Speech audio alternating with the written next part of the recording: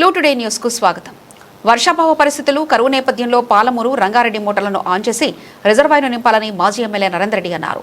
కేసీఆర్కు ఎక్కడ పేరు వస్తుందోనని పాలమూరు రంగారెడ్డి ప్రాజెక్టు ప్రభుత్వం పక్కన పెట్టిందని ఆరోపించారు. బీఆర్ఎస్ ఒత్తిడి తెస్తున్న నేపథ్యంలో ప్రజలు, రైతులు ఎక్కడ తిరగబడతారని ఒక మోటార్ ఆన్ చేశారన్నారు. ఇప్పటికైనా మొత్తం మోటార్లను ఆన్ చేయాలని డిమాండ్ చేశారు.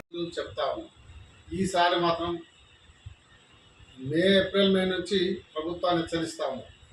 ఎలినో ప్రభావం ఉన్నది, కరువు వస్తుంది, చాలా ఇబ్బంది అవుతుంది చెప్తా ఉన్నాం. ప్రభుత్వాన్ని చెప్తా ఉన్నాం. మేము పాలమూరు రంగారెడ్డి ప్రాజెక్టు విజిట్ చేసినాం. అక్కడ కాళేశ్వరం ప్రాజెక్టు కాడ విజిట్ చేసి కేటీఆర్ గారు విజిట్ చేసి మోటార్లు ఆన్ చేయండి, రిజర్వాయర్లు నింపుకోండి అని ఎన్నిసార్లు చెప్పి ఇప్పటిదాకా వినకుండా కరువు వచ్చేసింది. మొత్తం ఇప్పుడు తాగడానికి కూడా నీళ్ళు లేకుండా పరిస్థితి వచ్చింది. అక్కడ జూరాలలో నీళ్ళు తాగడానికి లేకుండా అయిపోయినాయి. పాలమూరు రంగారెడ్డిలో మోటార్లు ఆన్ చేస్తే 5 రిజర్వాయర్లు నింపుకుంటే బ్రహ్మాండంగా నీళ్ళు ఉండేది. చెప్పినా వినకుండా నిన్న మొన్న ఒక మోటార్ ఆన్ చేసి పాలమూరు రంగారెడ్డి. ఇప్పటికైనా బుద్ధి వచ్చింది ముఖ్యమంత్రి గారికి.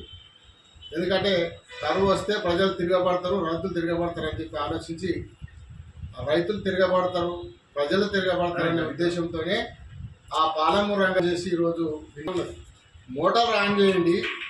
9 మోటార్లు సిద్ధంగా ఉన్నాయి. అక్కడ 5 రిజర్వాయర్లు కంప్లీట్ అయినాయి.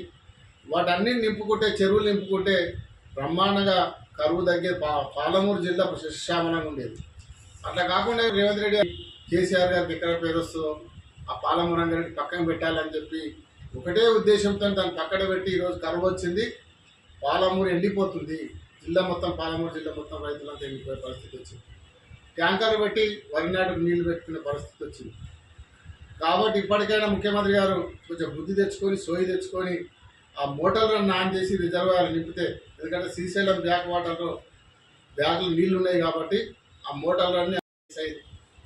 మరి ముఖ్యమంత్రి గారికి 2 ఓట్లు ఉంటే సామాన్య ఓటర్ సంగతి ఏది చెప్పాలి, అది సమాధానం చెప్పాలి. అతని కొడంగల్లో ఒక ఓటు ఉంది, నా అధికారంలో ఒక ఓటు. మరి బయటికేమో అధికారులు చెప్తా ఉన్నారు, ఎవరు ఉంచుకోవద్దు 2 ఓట్లు నేరం అని చెప్తున్నారు. మరి ముఖ్యమంత్రి గారు మీరు ఏం చర్య తీసుకుంటారో సమాధానం చెప్పాలి. ఎలక్షన్ కమిషన్ మీద మరి ఆయన మీద కేసు పెడతారా, చట్ట ప్రకారంగా పోతారా?